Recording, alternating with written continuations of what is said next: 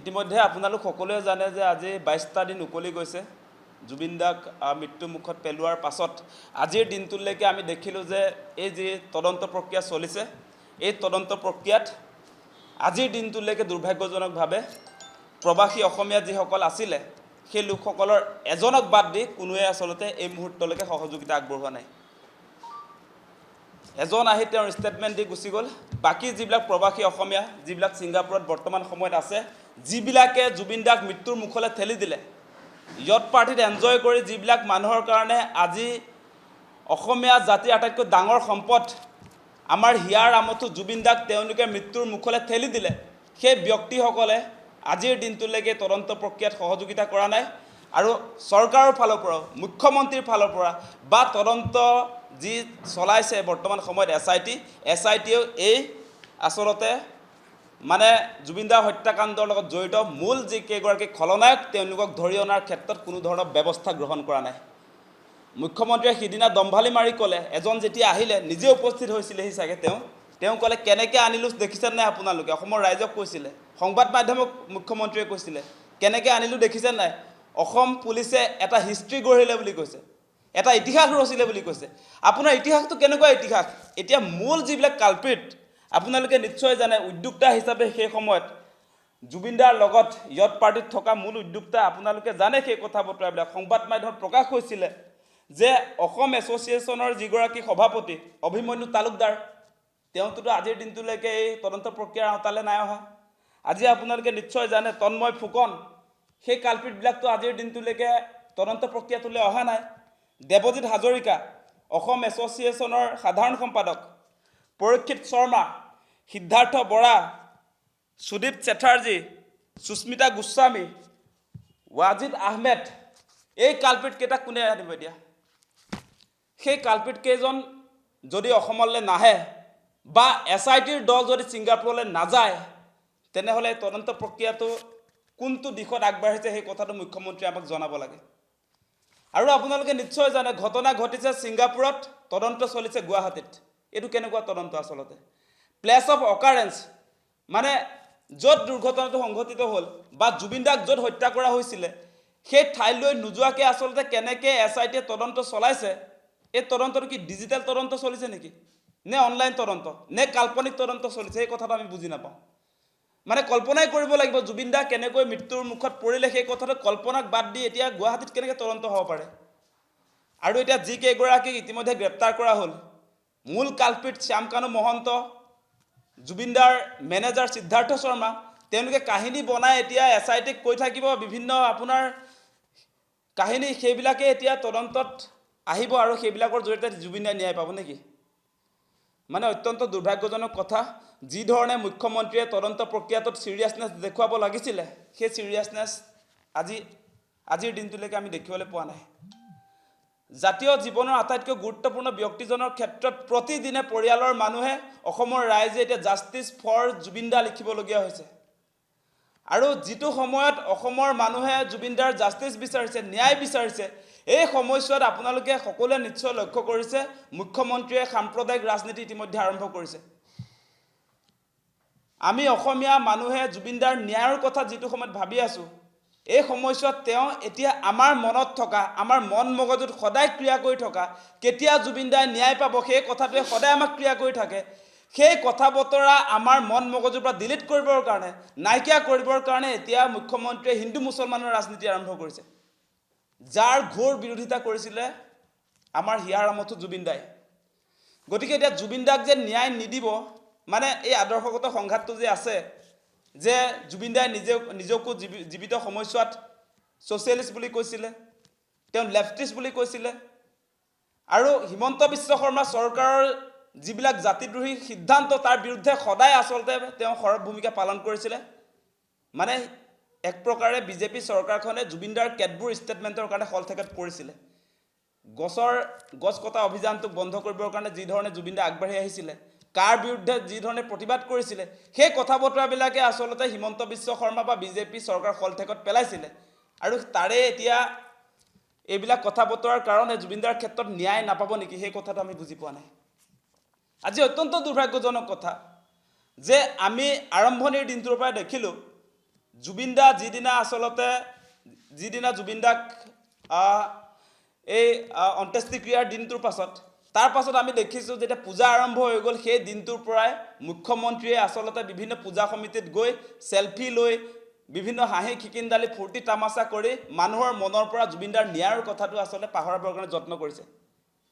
গতিকে এই কথাটো অসমবাসী ৰাইজে কোনো কাৰণতে মানি ল'ব নোৱাৰে আজি আপোনালোকে নিশ্চয় দেখা পাইছে 3 সপ্তাহ পাৰ হৈ যোৱা নাই এই সময়ছোৱাত মুখ্যমন্ত্ৰীয়ে এফালৰ পৰা হিতাধিকাৰীৰ আঁচনিবিলাক ঘোষণা কৰিছে আজি লাখপতি বাইদেউৰ কাৰণে তেওঁ আপোনাৰ ধন দিয়া কাৰ্যসূচী আৰম্ভ কৰিছে অৰুণোদয় হিতাধিকাৰী 29 লাখৰ পৰা 40 লাখ বৃদ্ধি কৰিছে ফ্ৰীকে মিঠাতেল দিম বুলি কৈছে নিমখ আপোনাৰ এই কি বুলি কয় দাইল আলু সকলোবিলাক ফ্ৰীকে দিম সেই কথা বতৰাবিলাক কৈ মানে আমাৰ মন মগজুৰ পৰা জুবিন দাৰ ন্যায়ৰ কথাটো তেওঁ পাহৰাবলৈ যত্ন কৰিছে কিন্তু সাৱধান মুখ্যমন্ত্ৰী ডাঙৰীয়া আপুনি 40 লাখ হিতাধিকাৰী বাদ দিয়ক গোটেই আমাৰ অসমত যিমান জনসংখ্যা আছে 3,40 লাখ মানুহক হিতাধিকাৰী বনাই দিলেও জুবিন দাৰ কথা অসমৰ ৰাইজে কেতিয়াও নাপাহৰে জুবিন দাৰ ন্যায়ৰ দাবী কেতিয়াও উত্থাপন নকৰাকৈ নাথাকে আপুনি নাভাবিব সেই কথা কেতিয়াও যে হিতাধিকাৰী আঁচনি দিছোঁ গতিকে জুবিন দাৰ ন্যায়ৰ কথা মানুহে নক'ব আপোনাৰ ষড়যন্ত্ৰবিলাক আমি দেখিছোঁ জয় জুবিন দা বুলি ক'লে মুখ্যমন্ত্ৰী আপত্তি কৰে জুবিন দাৰ ন্যায় দিয়ক বুলি যেতিয়া আমাৰ শ্লোগান হয় সেই শ্লোগানত হিমন্ত বিশ্ব শৰ্মাৰ বিৰোধিতা আছে আমি দেখিছিলোঁ আপোনালোকেও দেখিছে জয় জুবিন দা বুলি কৈছে জুবিন দাৰ জাষ্টিছ লাগে বুলি কৈছে মূৰ ফালি দিছে হিমন্ত বিশ্ব শৰ্মাই সেই কাম কাজ কৰি আজি মানুহক জুবিন দাৰ ন্যায়ৰ কাৰণে যি ধৰণে প্ৰতিবাদ হ'ব লাগিছে সেইটো দমন কৰিছে মুখ্যমন্ত্ৰীয়ে আজি জুবিন দাৰ জাষ্টিছ বিচাৰিলে তেওঁলোকে NSAত গ্ৰেপ্তাৰ কৰে সেইটো কি কাৰ্যসূচী আহিছে আনফালেদি আপোনালোকে নিশ্চয় দেখিছে আজি জনজাতিকৰণৰ যি আন্দোলন হয় সেই আন্দোলনটো বিজেপিৰ আন্দোলন বুলি কৈ দিয়ে তেনেহ'লে আজি জুবিন দাৰ ন্যায়ৰ দাবীত হোৱা আন্দোলনটো এই বিজেপিৰ আন্দোলন নহয় নেকি সেই প্ৰশ্নবিলাকৰ উত্তৰ মুখ্যমন্ত্ৰীয়ে দিব লাগে যে আপোনালোকৰ যদি জনজাতিকৰণৰ আন্দোলনটো আপোনাৰ বিজেপিৰ আন্দোলন হয় হিমন্ত বিশ্ব শৰ্মাৰ আন্দোলন হয় জুবিন দাৰ ন্যায়ৰ আন্দোলনটো কিয় আপোনালোকৰ নহয় জুবিন দাৰ ন্যায়ৰ দাবীত আন্দোলন হ'লে কিয় আপুনি বেয়া পায় কিয় আপোনালোকে গ্ৰেপ্তাৰ কৰে আজি NSAত যে যিসকলক দিছে সেই কথা বতৰাবিলাক কি সূচাইছে যে হিমন্ত বিশ্ব শৰ্মা আচলতে আমাৰ হিয়াৰ আমঠু জুবিন দাৰ পক্ষত নাই তেওঁ কানুহঁতৰ পক্ষত আছে ফেষ্টিভেল মহন্তহঁতৰ পক্ষত আছে সেই তদন্ত প্ৰক্ৰিয়া সেই কথাকে সূচায় আজি সেই কথা আমি কোনো কাৰণতে আচলতে সহ্য কৰিব নোৱাৰোঁ আমাৰ স্পষ্ট কথা আৰু যিকেইগৰাকী কালপিতে এই ছিংগাপুৰত যে মৌজ মস্তি যে কৰিছিলে যিবিলাকে ফূৰ্তি তামাচা কৰিছিলে আসাম এছ'চিয়েশ্যনৰ সভাপতি সম্পাদক প্ৰবাসী অসমীয়া যিসকল আছিলে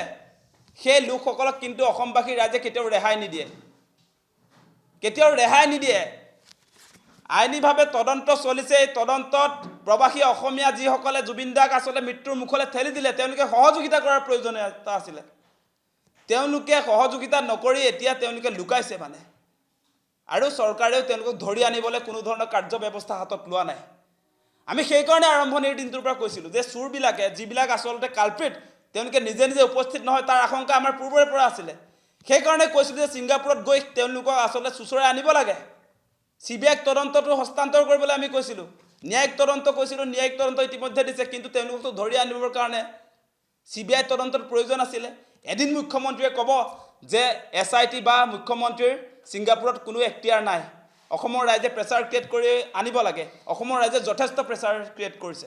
হেঁচা প্ৰয়োগ কৰিছে দৈনিক কৈ আছে যে আপোনালোকে সহযোগিতা কৰক এতিয়া সহযোগিতা নকৰিলে এইটো অসমৰ ৰাইজে কেনেকৈ আনিব আমি বাৰম্বাৰ কৈ আছোঁ যে পাৱাৰফুল মুখ্যমন্ত্ৰী থকা অৱস্থাত আজি প্ৰধানমন্ত্ৰী বিশ্বগুৰু হৈ থকা অৱস্থাত আজি বন্ধু ৰাষ্ট্ৰ এখনত ছিংগাপুৰত গৈ আমাৰ ইনভেষ্টিগেশ্যন এজেঞ্চিয়ে তাতে আপোনাৰ তদন্ত চলাব নোৱাৰে সেইটো কেনেকুৱা কথা আহিছে আৰু কেইদিনমানৰ আগত আপোনালোকে জানে আমাৰ শত্ৰু ৰাষ্ট্ৰত গৈ SITয়ে আপোনাৰ তাত প্ৰতিবেদন প্ৰস্তুত কৰি মুখ্যমন্ত্ৰীক দাখিল কৰিব পাৰে এতিয়া জুবিন দাৰ হত্যাৰ ঘটনাটো SITয়ে আপোনাৰ সেই তদন্ত প্ৰক্ৰিয়াটো ছিংগাপুৰত গৈ কৰিব নোৱাৰে সেইবিলাক কথা আমি দেখি আছোঁ মুখ্যমন্ত্ৰী ডাঙৰীয়া আপোনাৰ অন্যায় দেখি আছোঁ জুবিন দাৰ লগত আদৰ্শগত সংঘাত থাকিব পাৰে আপুনি যেনেকৈ হিন্দুত্ববাদৰ ৰাজনীতি কৰে জুবিন দাই সমাজবাদৰ ৰাজনীতি কৰে আপুনি যেনেকৈ সকলো মানুহক ফ্ৰী চাউল দিয়া হিতাধিকাৰী বনোৱা ফ্ৰী বীজ আঁচনিৰ কথা কয় জুবিন দাই ফ্ৰী বস্তু নালাগে বুলি কয় সেই সংঘাতবিলাকৰ কাৰণে আজি জুবিন দাক ন্যায় নিদিব নেকি আপোনালোকে আজি মুখ্যমন্ত্ৰী সেই প্ৰশ্নটো উত্থাপন কৰিছোঁ যে আদৰ্শগত সংঘাতটো আছে কাৰণে জুবিন দাই ন্যায় নাপাব নেকি আজি জুবিনদাৰ ক্ষেত্ৰত কোনো কাৰণতে আসলে পলিটিক্স হোৱা উচিত নাছিল আজি পলিটিক্স কৰিছে কোনে হিমন্ত বিশ্ব শৰ্মাই নিজে তাৰ পাছত ৰাইজক কৈ আছে যে বিৰোধীয়ে পলিটিক্স কৰিছে আমি কি আশা কৰিছিলো যে জুবিনদাৰ মৃত্যুৰ পাছত জুবিনদা পলিটিক্যাল পাৰ্টিৰ উদ্ধত জাতি ধৰ্মৰ উদ্ধত সেই মানুহজনৰ ক্ষেত্ৰত আমি ভাবিছিলো অসমৰ জাতীয় জনগোষ্ঠীয় সংগঠন দল সকলো শ্ৰেণীৰ মানুহক লগত লৈ সৰ্বদলীয় সভা সমিতি পাতি ৰাইজৰ পৰামৰ্শ গ্ৰহণ কৰি এই তদন্ত প্ৰক্ৰিয়াটো আগবঢ়াই লৈ যাব বুলি আমি আশা কৰিছিলো দল সংগঠনৰ কথাটো বাদেই দিলো এতিয়া সৰ্বদলীয় বৈঠকো নাপাতে মুখ্যমন্ত্ৰীয়ে সেইটো কেনেকুৱা কথা আমি ভাৰত চৰকাৰৰ ক্ষেত্ৰত দেখো এনেকুৱা সেনসিটিভ ইস্যুবিলাকৰ ক্ষেত্ৰত সৰ্বদলীয় বৈঠক পাতি তেওঁলোকে সিদ্ধান্ত লয় এটা বিভাজনৰ ৰাজনীতিৰ জৰিয়তে জুবিনদাই কেতিয়াও ন্যায় নাপায় আজিৰ দিনটোত আজি আপোনালোকে নিশ্চয় দেখিলে যে জুৱাকালি মাজনিশা জুবিনদাৰ আমাৰ বৌ গৰিমা বৌয়ে তাত আপোনাৰ সোণাপুৰৰ এই জুবিনদাৰ ক্ষেত্ৰত তাত গৈ আসলতে ন্যায়ৰ কাৰণে কান্দি কাটি কেনেকুৱা এটা অৱস্থা সৃষ্টি কৰিবলগীয়া হৈছে তেওঁ আজি এটা তাৰিখত আসলতে সন্ধিহান হৈছে সঁচাকে ন্যায় দিব পাৰিবনে চৰকাৰখনে গতিকে হিমন্ত বিশ্ব শৰ্মা ডাঙৰীয়া আপুনি এদিন কয় জুবিনদাক ন্যায় দিলো তাৰ পাছত সেই ন্যায় দিয়াটো আমি অসমৰ ৰাইজে দেখিবলৈ নাপাওঁ কি ন্যায় দিলে আমি নাজানো 5 জন মানুহক গ্ৰেপ্তাৰ কৰি দিলে জুবিনদাক ন্যায় দিয়া বুজায় নেকি আজি সিংগাপুৰলৈ এই অনুসন্ধানকাৰী সংস্থা এসআইটি গৈ পোৱাগে নাই কাল্পনিক ভিত্তিত তদন্ত কৰি আছে গতিকে গ্ৰেপ্তাৰ কৰিলে মানে জুবিনদাক ন্যায় দিয়া বুজায় নেকি আৰু এনেকুৱা কথা কৈ তেওঁ অসমৰ ৰাইজক ব্লেকমেইল কৰিছে আনফালেদি আপোনালোকে নিশ্চয় দেখা পাইছে যে মুখ্যমন্ত্ৰীয়ে তেওঁ জুবিনদাক বহুত সন্মান দিলে বুলি কয় এতিয়া আমাৰ মুখ্যমন্ত্ৰীলে প্ৰশ্নটো হৈছে জুবিনদা জীয়াই থকা অৱস্থাত কি সন্মান দিলে সেই কথাটো আমি জানিব খোজো আপোনাৰ বহুত সন্মান কি সন্মান অসম চৰকাৰৰ পৰা ভাৰত চৰকাৰৰ পৰা জুবিনদাই পালে সেই কথাখিনি আমাক লাগে মুখ্যমন্ত্ৰী যদি জুবিনদাৰ জীৱনৰ প্ৰতি ইমানে দায়বদ্ধ আছিল জুবিনদা এগৰাকী চিকিৎসাধীন ব্যক্তি তেওঁৰ কাৰণে মেডিকেল ষ্টাফ আছিল নে নাই যিকোনো খবৰৰ বাবে যোগাযোগ কৰক 7099017330 লগতে 7099017110 নম্বৰত